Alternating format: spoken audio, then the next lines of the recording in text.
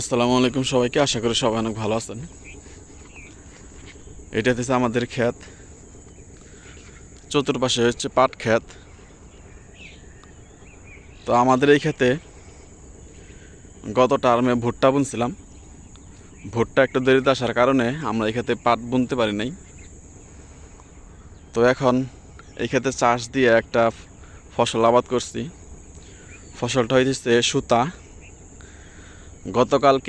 গতকালকের আগের দিন এই সুতা এখানে বোনা হয়েছে।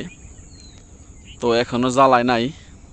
যখন জ্বালাবে সুতা বড় বড় হবে তখন আমি আপনাদেরকে দেখাবো। চতুর্পাশে হচ্ছে পাট ক্ষেত, আমার পিছনেও পাট ক্ষেত। দেখেন, চতুর্পাশে পাট ক্ষেত, চতুর্পাশে না মানে তিন পাশে পাট ক্ষেত। আর এক পাশে হইতেছে নদী।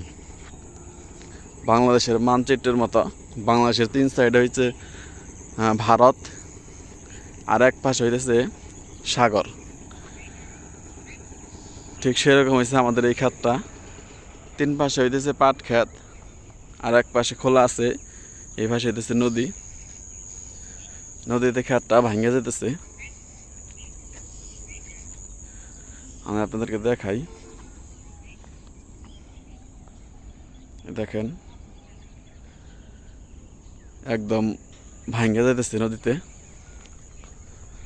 তো সুতা যখন বড় বড় হবে আমি আপনাদেরকে দেখাবো সুতা কেমন। আমাদের ক্ষেতের পাশেই এই যে পাট ক্ষেত দেখতেছেন, এই পাট ক্ষেতের পাশেই একটা বেগুন গাছ আছে। এটা আমাদের এক ভাই বুনছে।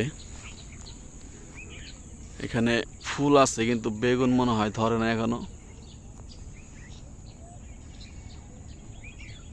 ফুল আছে কিন্তু বেগুন ধরে নাই। গাছটা অনেক পুরনো, মনে হয় বেগুন নিয়ে খাইছে এর আগে। তো চারপাশে যে পাট ক্ষেতগুলো আছে, পাট মোটামুটি কাটা শেষের দিকে। আর কয়েকদিন পরে এগুলো আর পাওয়া যাবে না, এগুলা কাইটে একদম পাটের আঁশ ছাড়াই ফেলবে। তো আমাদের এই ক্ষেতে সুতা বোনার কারণ হইতেছে, আপনারা জানেন আমাদের এই ক্ষেতটা নদীর পাশেই। তো যে কোনো সময় বন্যা হইতে পারে, যে কোনো সময় ক্ষেতে পানি উঠতে পারে।